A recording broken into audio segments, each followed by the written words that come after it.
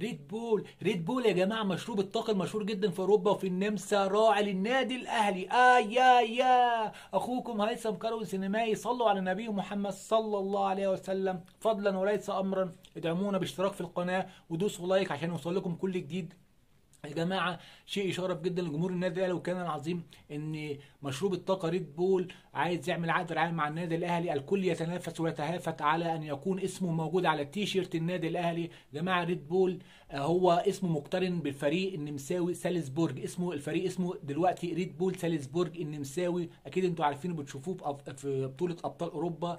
فحاجه تشرف جدا يا جماعه عشان النادي الاهلي يبقى فخور وجمهوره والكيان العظيم يبقى فخور من كتر عدد البطولات وشهرة النادي الاهلي في الشرق الاوسط وافريقيا والعالم.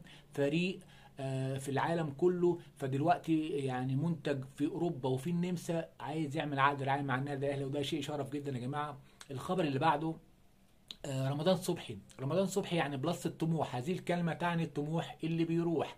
للاسف يا جماعه رمضان صبحي نادي بيراميدز اعلن عن بيع رمضان صبحي. عايزين فيه للاسف 3 مليون دولار وليس دولار.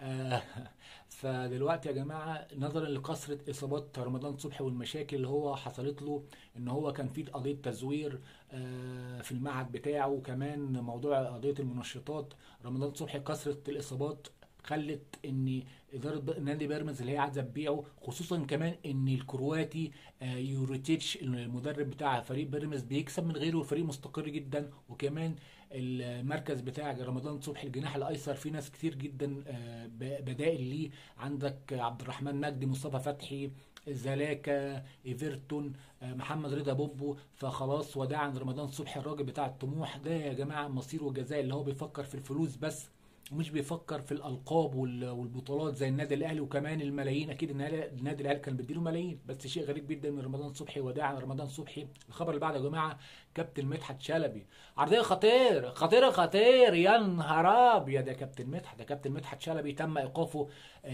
شهرين من اداره ام بي سي مصر، ولكن يعني الان تم ايقافه اسبوعين. معرفش ليه، بس يعني ده يعني نظرا عشان واسطه ولا تركي آل الشيخ، طبعا عشان الكلام الغريب اللي قاله في حق الكابتن محمود الخطيب، وان انت كابتن محمود بتدعي المرض والناس عايزينك وبلاش تتمرض، وموضوع الفيزا بتاعت امريكا، وكلام غريب جدا من كابتن مدحت. رغم ان جمهور النادي الاهلي بيحب كابتن مدحت شلبي جدا وعارفين ان هو اهلاوي ويحظى بقبول اعلامي في الاستوديو وقبول في التعليق. بس حاجه غريبه جدا من كابتن مدحت.